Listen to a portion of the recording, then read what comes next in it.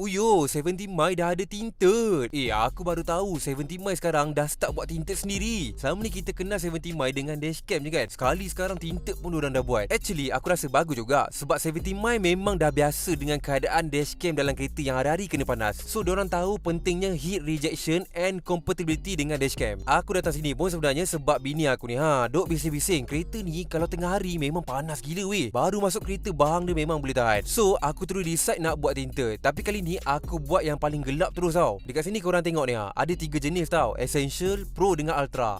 Aku pilih Pro tu sebab aku rasa yang ni paling ngam untuk daily use. Untuk Pro ni pun ada beberapa pilihan kecerahan. Ni korang tengok. Ada yang cerah, gelap sikit dengan yang paling gelap. Tapi kalau korang nak ikut spek JPJ pun apa salahnya. Dekat sini pun ada pilihan yang korang boleh ikut requirement tu. Yang best dia nano ceramic and zero metal. So tak kacau phone signal, GPS ataupun dashcam. Tapi aku tak nak dengar pasal spek je. Dia orang terus test VLT, UV, IRR, clarity dengan heat rejection. Korang tengok ni. Yang ini wife aku pun test dekat gambar muka ni. Kau tengok bila direct kena cahaya macam kena sunburn kan. Tapi bila ada 70 My film ni nampak lagi flawless je. Yang ni pun boleh nampak beza pandangan melalui glass bila ada tinted dengan tak ada tinted. Lepas tu wife aku pula test heat dia. Kau tengok kalau tak ada tinted macam mana. Lepas tu compare pula dengan 70 My film. Lepas proses confirm, diorang terus proceed installation. Installation dia ada sampai 21 step tau. Daripada preparation, cleaning, head shrink, precision cutting sampailah finishing. Untuk belakang pula aku ambil yang paling gelap sebab nak bagi gaming belakang lagi private. 70 My Film Pro ni warranty dia sampai 7 tahun tu. Memang lama gila. So kau memang boleh pakai dengan lebih tenang and untuk jangka masa panjang. Sekarang korang dah jumpa kan port pasang tinted yang berkualiti. Kita bukan cerita ni bukan sekadar nak gelap je tau, tapi nak tahan panas and boleh pakai lama. Aku highlight dekat sini pasal kualiti filem diorang. Memang puas hati gila weh lepas pakai. Sekarang korang dah boleh book dulu, bayar lepas installation.